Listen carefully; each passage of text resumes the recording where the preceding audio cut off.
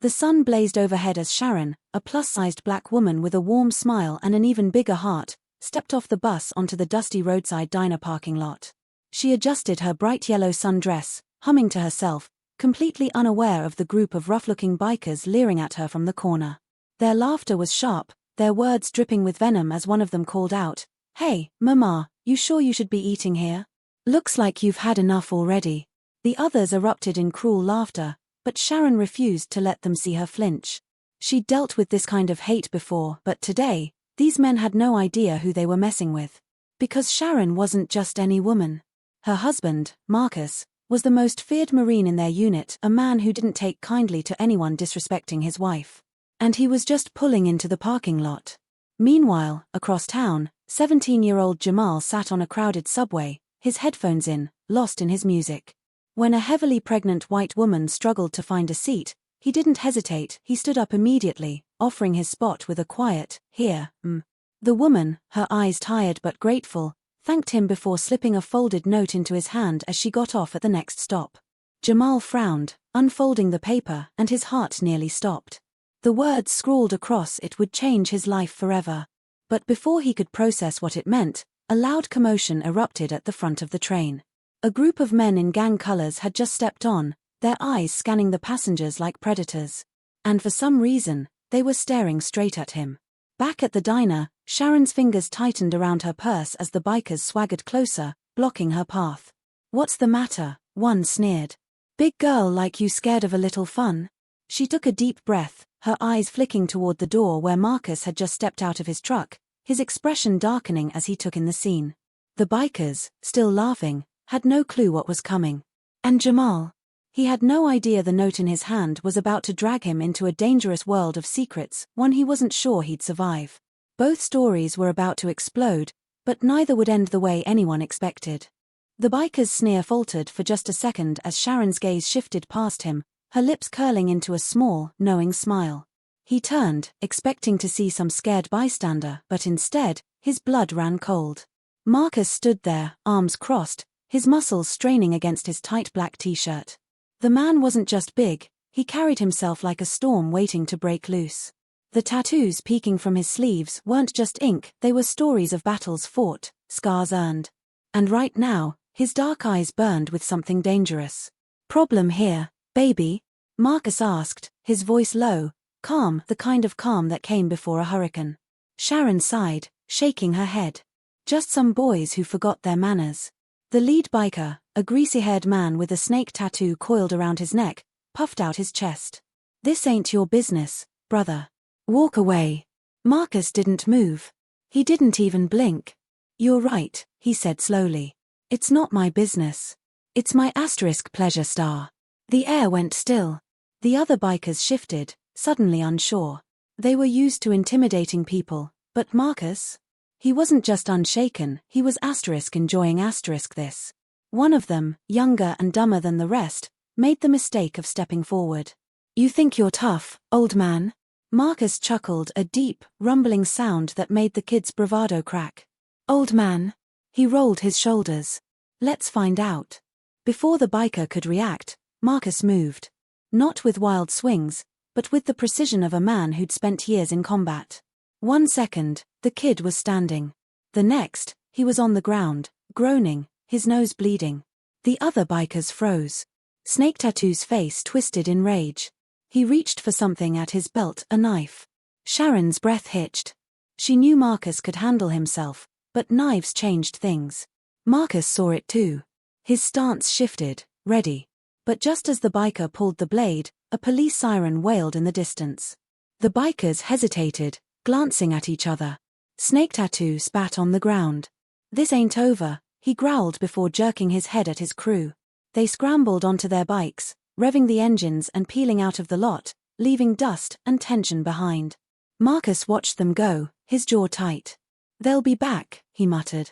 Sharon touched his arm. "Then we'll be ready."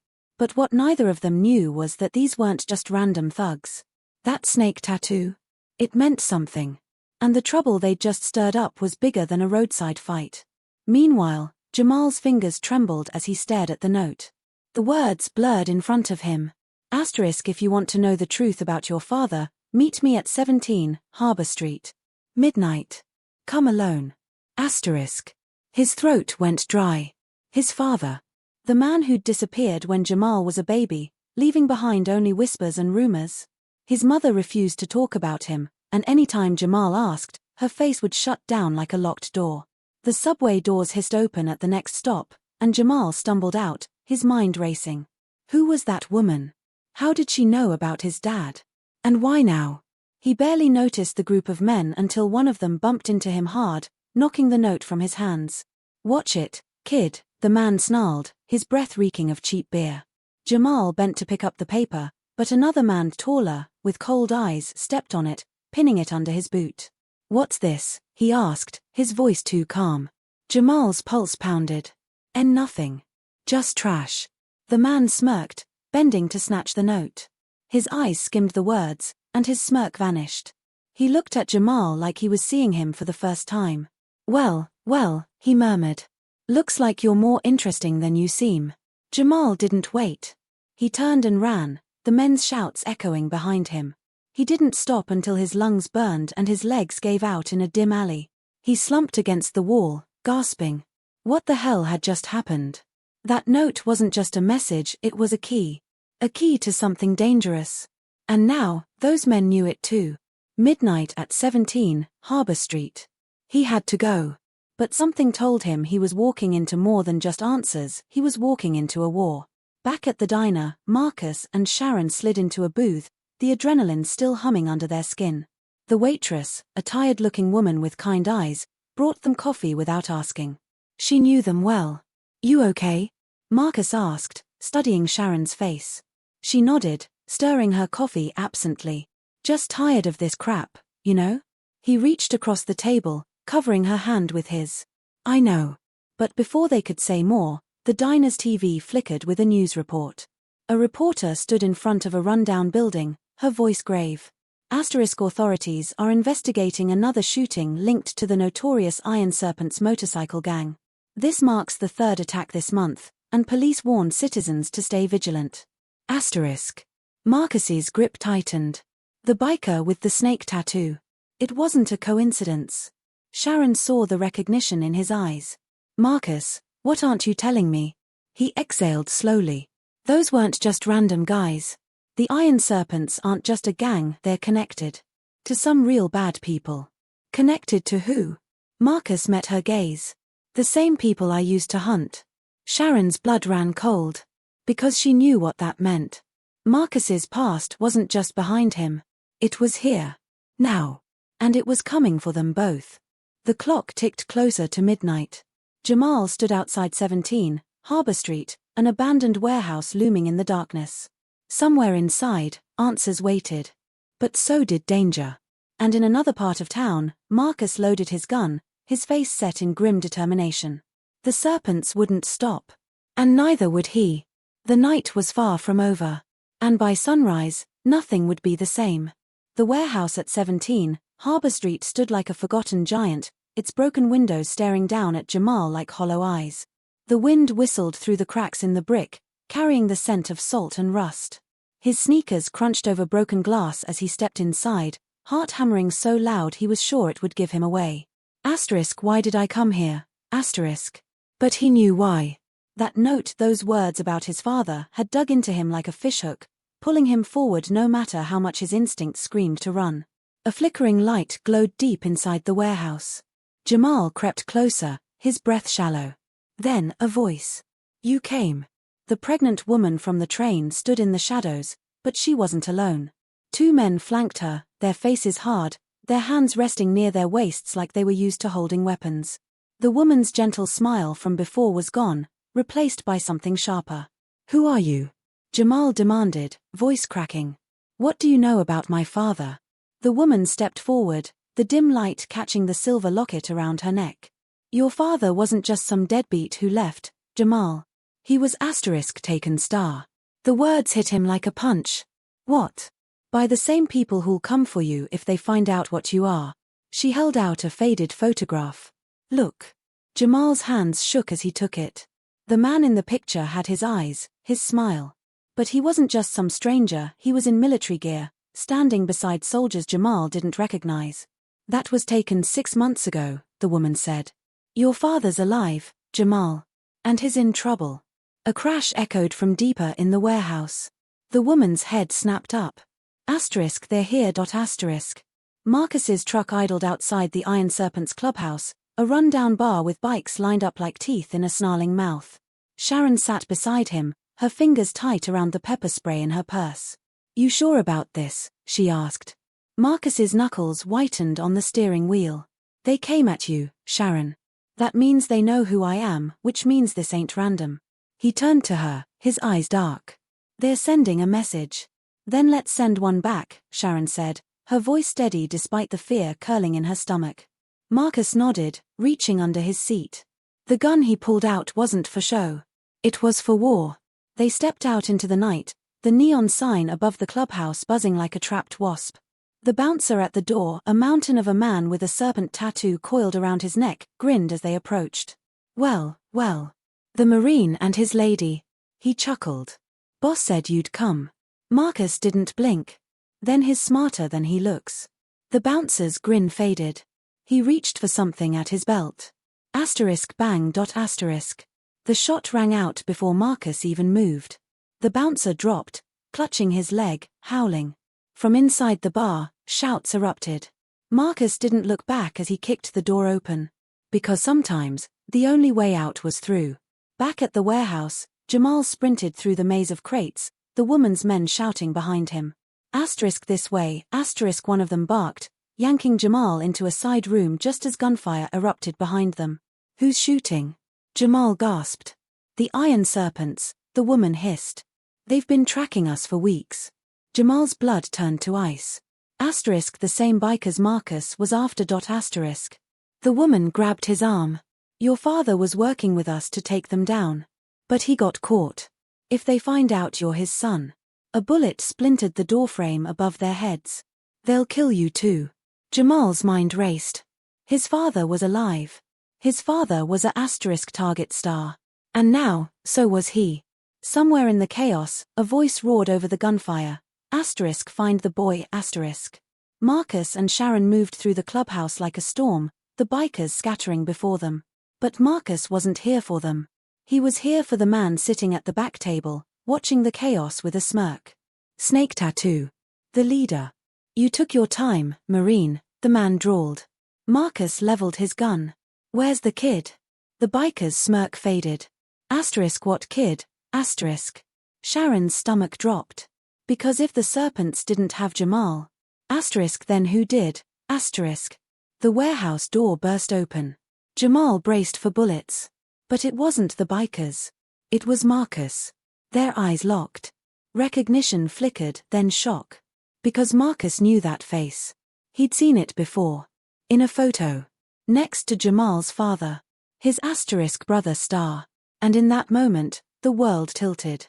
Because the war they'd just stepped into. It was family Star. The air in the warehouse was thick with gunpowder and sweat as Marcus and Jamal stared at each other, the pieces clicking into place with terrifying clarity. Marcus had seen that face before, not just in photos, but in the eyes of the man he'd served beside, the soldier who'd saved his life in a firefight years ago. Jamal's father. His brother in arms. You're Isaiah's boy, Marcus breathed, his grip on his gun slackening for just a second. Jamal's chest tightened. You knew my dad. A bullet whizzed past Marcus's ear, snapping him back into focus.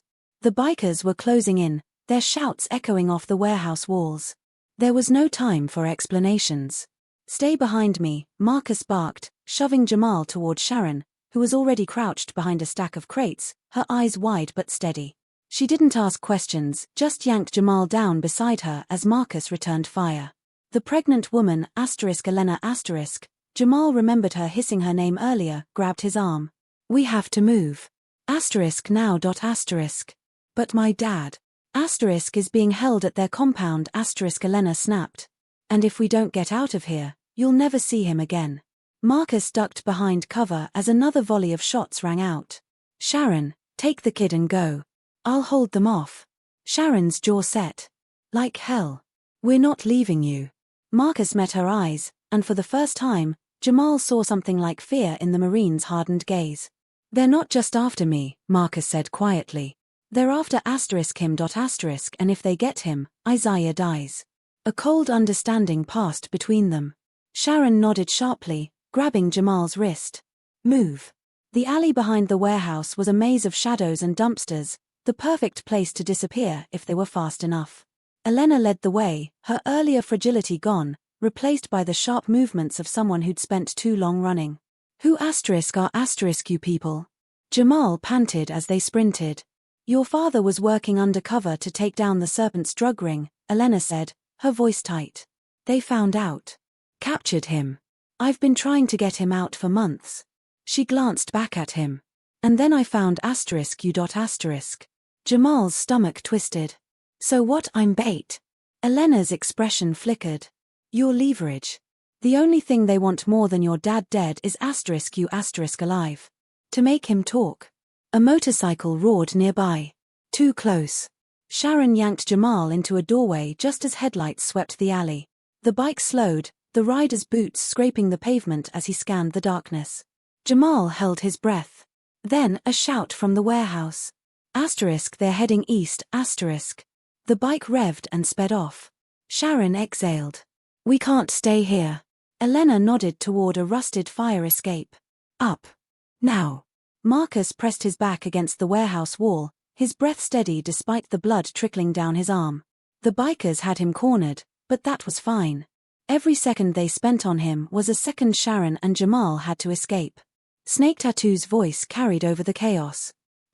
You really think you can walk away from this, Marine, Marcus smirked, reloading his gun.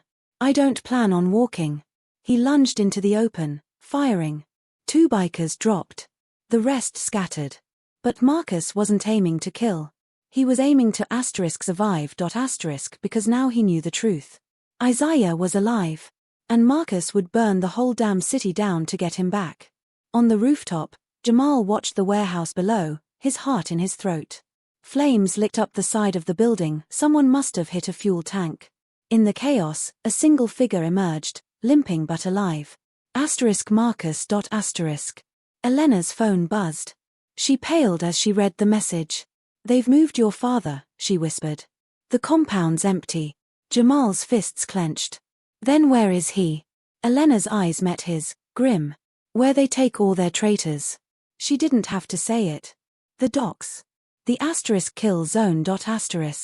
And Marcus was walking right into it. Sharon's hands shook as she dialed the number she'd prayed she'd never have to use. The line picked up on the first ring.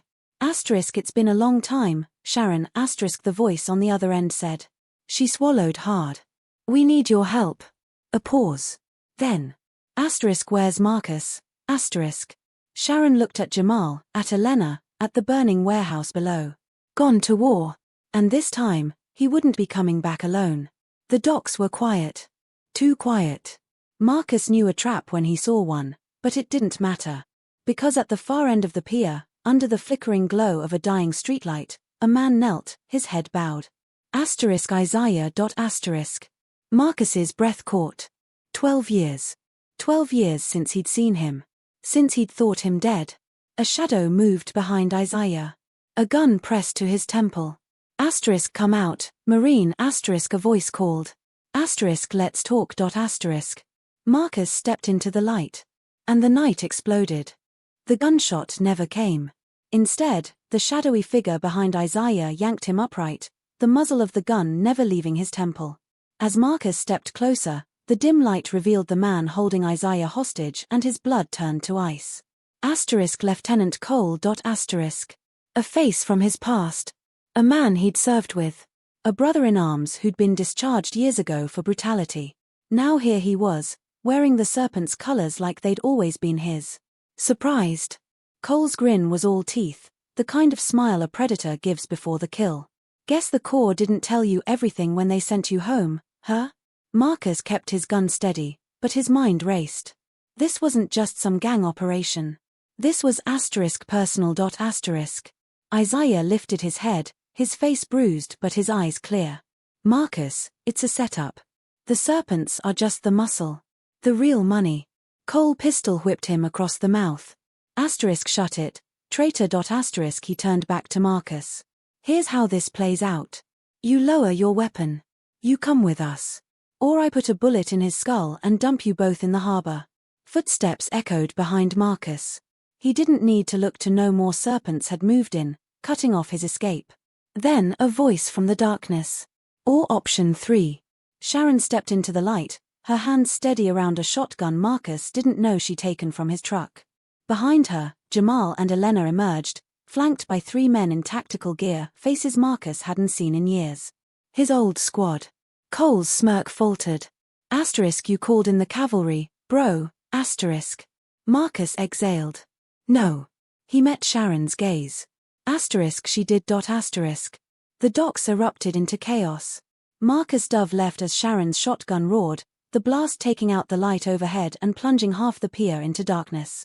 Isaiah twisted in Cole's grip, driving an elbow into his ribs, old moves from their training days still sharp despite the years.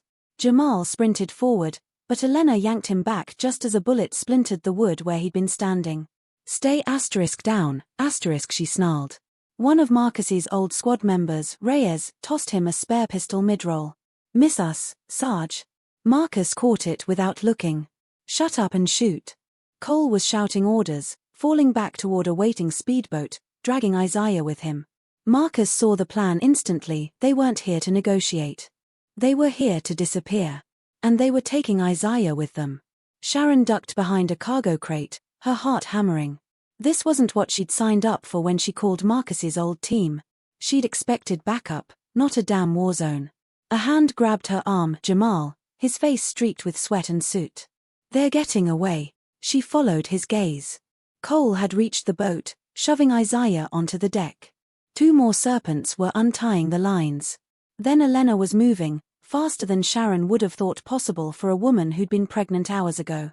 The asterisk vest asterisk, she hissed, yanking at her oversized shirt to reveal a Kevlar-lined belly pad. No baby, just disguise. I'm ATF. This ARP's been running 2 years. Sharon's mouth fell open. Asterisk your asterisk. Later. Elena shoved a pistol into Jamal's hands. You want your father? Asterisk move. Asterisk. Marcus was 10 yards from the boat when the engine roared to life. He could see Isaiah fighting, Cole raising his gun. A shot rang out. Not from Marcus. Not from his team.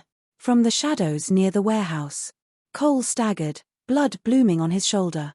The speedboat's driver slumped over the wheel, dead before he hit the deck. A single figure stepped into the moonlight, a woman in a police vest, her sniper rifle still smoking. Asterisk nobody move, asterisk Detective Vasquez called out. Asterisk this is a NYPD takedown. Asterisk. Marcus froze. Because Vasquez wasn't looking at the serpents. She was looking at asterisk him. Asterisk. And her finger was still on the trigger. Jamal skidded to a halt beside Marcus, his borrowed gun shaking in his hands. What's happening? Why is she? Then he saw it. The way Vasquez's team had fanned out, covering not just the fleeing serpents, but asterisk them. Asterisk the way Elena stiffened, her hand creeping toward her own weapon. Marcus's stomach dropped. They'd walked right into it. This wasn't a rescue. It was a asterisk cleanup. Asterisk. And Vasquez's next words confirmed it. Marcus Boone. You're under arrest for the murder of Captain Daniel Hayes, and the treason of your entire unit. The world tilted. Because Hayes had been their commander. Hayes had been Isaiah's asterisk father. Asterisk. And if Marcus was being blamed for his death, then the real killer was still out there. Watching. Waiting. And asterisk winning. Asterisk. The dock fell dead silent except for the lapping of oily water against the pier. Marcus kept his hands visible but didn't lower them, his eyes locked on Vasquez's rifle. Every muscle in his body screamed to move, to fight, but one wrong twitch would get them all killed. You've got the wrong man, detective, Marcus said, voice steady as stone. Hayes was my CO. My asterisk friend. Asterisk. Vasquez's finger tightened on the trigger. Funny. Because ballistics say the bullet that killed him came from your service pistol. Jamal sucked in a sharp breath. Next to him, Isaiah went rigid. That's impossible, Isaiah croaked, his split lip dripping blood onto the dock. Marcus was with me that night. Convenient, Vasquez cut in, considering your entire unit's records from that deployment were wiped. Her eyes flicked to Elena. And now we find you working with an undercover ATF agent who shouldn't exist. Elena's hand hovered near her hip. This isn't what it looks like. It never is. Vasquez nodded to her team. Cuff them all. The moment stretched thin as a tripwire until the speedboat's engine suddenly roared to life behind them. Cole, bleeding but alive, had crawled to the controls. The boat lurched forward, its hull slamming against the dock hard enough to send two cops stumbling. In the chaos, Isaiah moved. He snatched the pistol from Jamal's shaking hands and fired 3 shots, not at Vasquez, not at the cops, but at the speedboat's fuel tank. The explosion lit up the harbor. Heat washed over them as the blast sent everyone diving for cover. Marcus didn't hesitate, he tackled Vasquez as debris rained down, pinning her before she could shoot. Look at Cole's phone, he shouted over the ringing in their ears. Check his last call. Vasquez struggled, but one of her officers was already yanking a scorched iPhone from Cole's vest pocket. The screen was cracked but still glowing, with an active call to a number labeled *C. The officer's face went pale.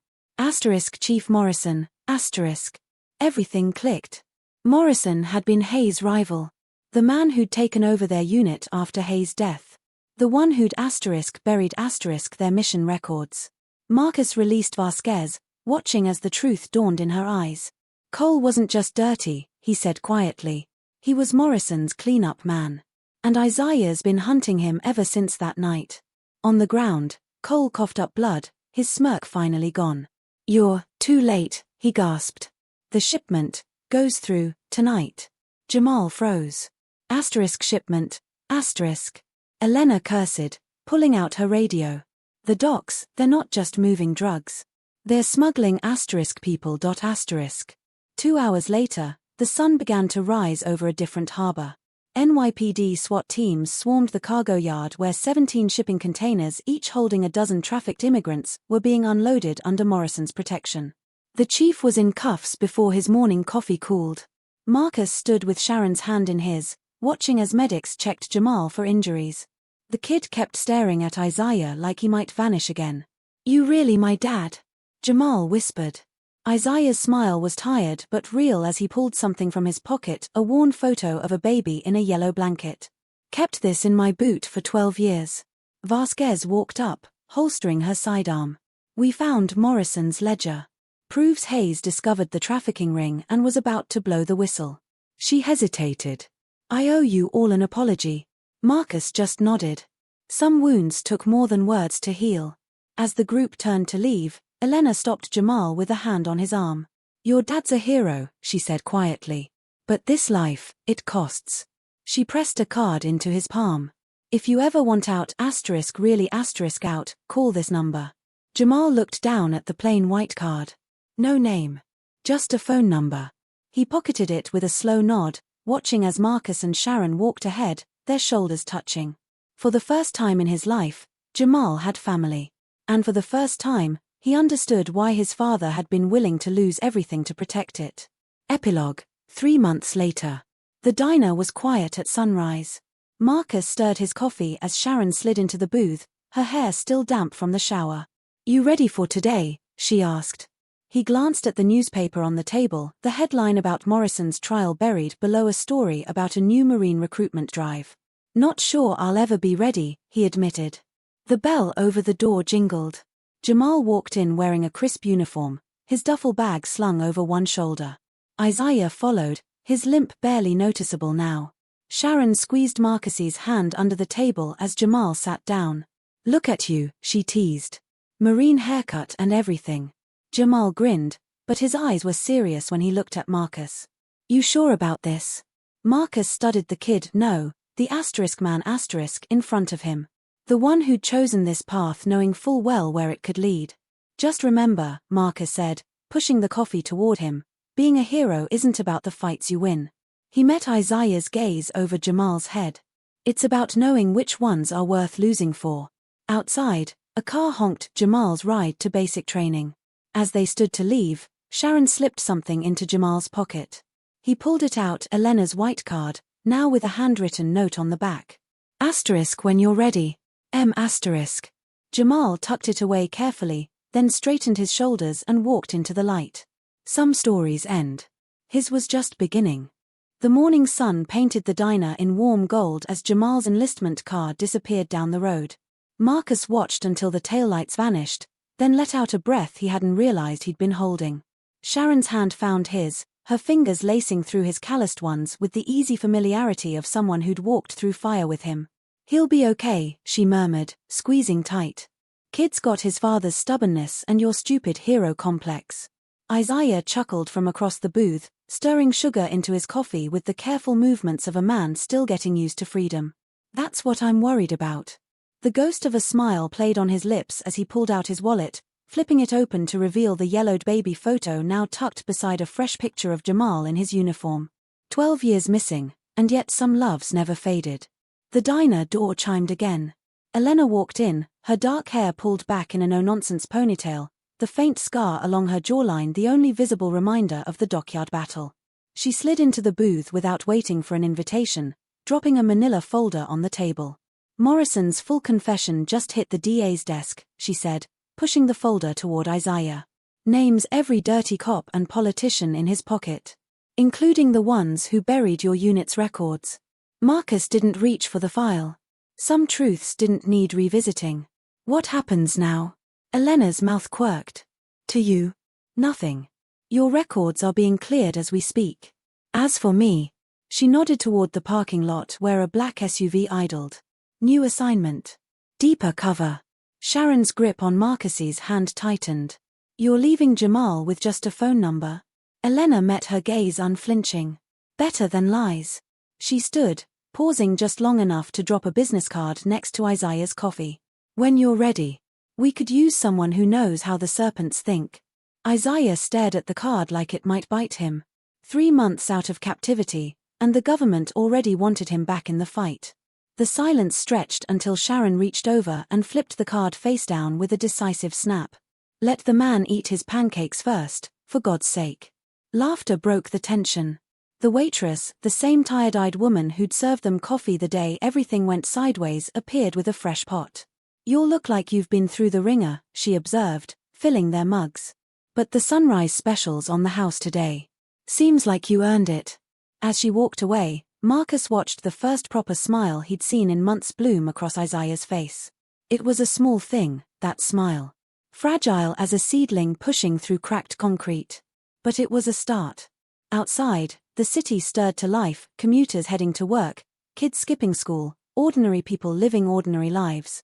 The kind of lives they'd fought to protect. The kind Jamal was now stepping into his own uniform to defend.